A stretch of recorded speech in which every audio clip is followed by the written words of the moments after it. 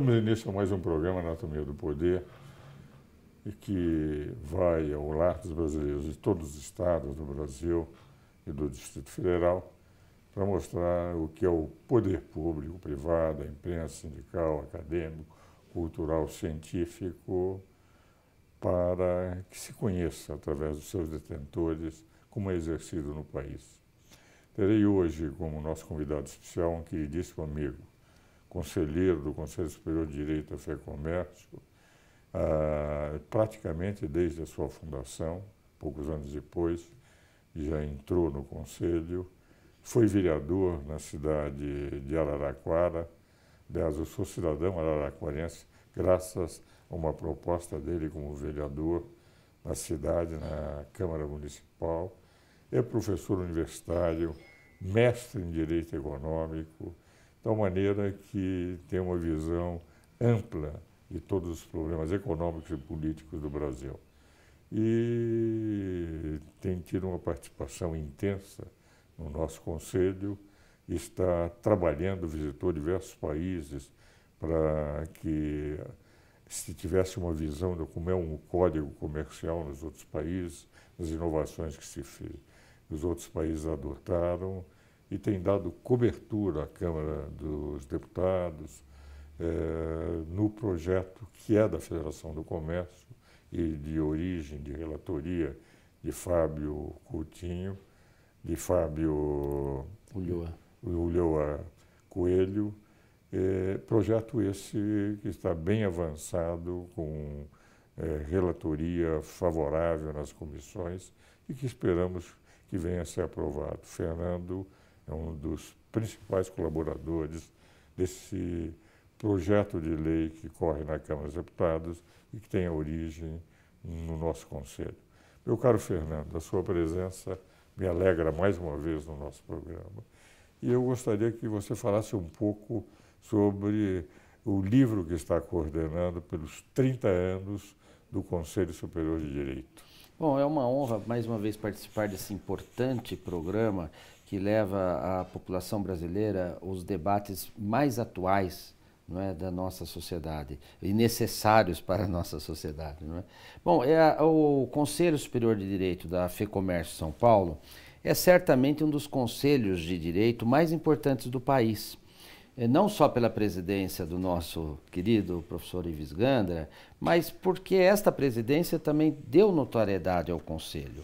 Desde a sua fundação, há 30 anos, pós-constituinte, o Conselho foi formado por essa ideia genial do nosso presidente Abraham Scheinman, para que pudéssemos discutir o pós-constituinte, porque a Constituição de 88 ela foi muito revolucionária em diversos aspectos, né?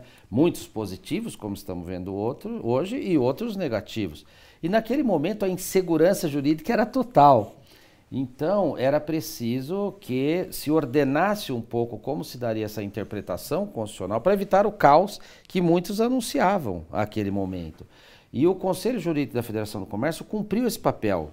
Não há tema relevante no país de que esse Conselho não tenha participado, e ativamente. As decisões do Conselho, elas sempre foram encaminhadas às câmaras dos deputados, a todos os deputados, aos senadores, aos ministros do Supremo, aos ministros da STJ, né, ao próprio judiciário de vários estados. Então, agora eu estou fazendo uma reconstituição histórica das reuniões do Conselho através da Revista de Estudos dos Problemas Brasileiros, e ali você verifica os grandes juristas do país participando, opinando e fazendo manifestos para as autoridades nacionais. Várias das nossas ali atuações renderam projetos de lei, interpretações, não é? Então, realmente, a história do Conselho de Direito da FEComércio, Conselho Superior de Direito, ela precisa ser contada e relatada. E por isso este livro, não é, coordenado pelo Dr. Ives, por mim, pela Ana Regina e pelo Rogério Gandra. E também com a inestimável colaboração do Dr. Flora. E neste livro, nós, além de fazermos essa reconstrução histórica, o Dr. Ives imaginou 5 grandes temas, não é? O constitucional, consumidor, direito econômico, o Estado, suas funções, né? Então, vários juristas escreveram quase todos do Conselho, apenas 3 convidados fora do Conselho, né? E escreveram artigos do ontem e do hoje, não é? Exatamente. Com projeção para o amanhã. Então, acho que vai ser um livro indispensável para analisarmos como que esses conselhos, natureza privada, sem nenhum recurso público, não é? Eles podem sim colaborar com a sociedade brasileira. Todos trabalhando pro bono. E todos trabalhando pro bono, todos sem nós. Sem receber absolutamente nada, nunca, pelo bem do Brasil. Pelo bem do Brasil. Eu estou há 26 anos, o doutor Ives há 30 e vários conselheiros de 30, 25, 26, alguns infelizmente faleceram, né, como o professor Celso Bastos, que tanta colaboração, né?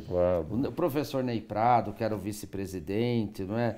Então, Oscar Dias Correia, embaixador de Burgos, quer dizer... Cordeiro Guerra, que foi... Cordeiro Guerra no início. Foi ministro do Supremo, foi ministro do Supremo, Então, realmente, é tudo pro bono, somente para colaborar com a sociedade brasileira. Então, o livro vai tentar resgatar essa história. E senhores telespectadores, quando foi idealizado o Conselho Superior de Direito da FEComércio, no início éramos apenas 15 conselheiros. A ideia do presidente Abraham Scheinman foi efetivamente ter um instrumento não como se fosse um departamento da FEComércio, não como uma instituição para defender os interesses jurídicos da FEComércio. Isso eles têm o departamento jurídico deles, que aliás é muito bom, mas para discutir os grandes temas nacionais. E essa é a razão pela qual muitos ex-ministros do Supremo, senadores, deputados, o relator da Constituinte, o relator que, com Ulisses Guimarães, foram os 2 principais artífices da Constituição de 88, o senador Bernardo Cabral, até hoje, comparece às reuniões, com 87 anos, vem e dá uma contribuição muito intensa em todos os livros, em todas as nossas participações.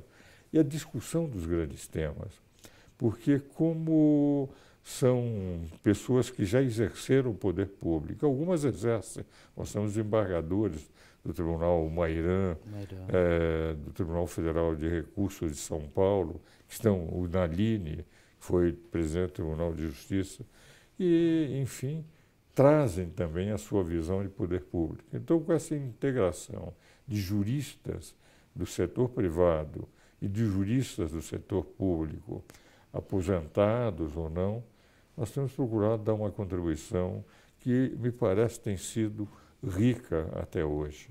E essa é a razão pela qual, ao comemorar 30 anos da existência do Conselho, estamos lançando um livro específico sobre isso. Mas nem por isso deixamos de continuar discutindo os grandes temas. E vamos abordar alguns desses temas agora. Por exemplo, fizemos um congresso sobre a reforma previdenciária. E na reforma previdenciária, eu mesmo, na minha exposição, procurei mostrar a minha preocupação de não termos incluído A, os estados, e B, não termos incluído a capitalização, que seria uma das formas de aliviar o setor público numa contribuição permanente pelo mero regime de participação. Você participou também do simpósio que fizemos com a Academia Internacional de Direito e Economia e gostaria que você pusesse a sua posição aqui para os nossos telespectadores. Esse simpósio foi extraordinário, ele foi riquíssimo e muito do que se pensa de reforma hoje foi ali debatido e se consolidou. Outros não é? Outros temas não. Nós estamos perto do colapso fiscal, evidentemente, 80% de endividamento em relação ao PIB, o que para países como o Brasil é altíssimo, não é? Não tem como comparar com os Estados Unidos, por exemplo, o Japão, como então, alguns querem fazer. Chegando perto. Chegando pertíssimo do 100%. Né? E também há um dado impressionante que nós gastamos com a reforma da Previdência há 20 anos atrás, 4% do PIB. Hoje nós estamos gastando de 12% a 14% do PIB. Então, quer dizer, e só isso já demonstra o colapso, não é? Que a Previdência acarreta nessa questão do PIB. Outra coisa importante que vimos lá, nesse simpósio, é que as aposentadorias especiais, que dentro do Pacto Federativo do século passado, ela era justificável.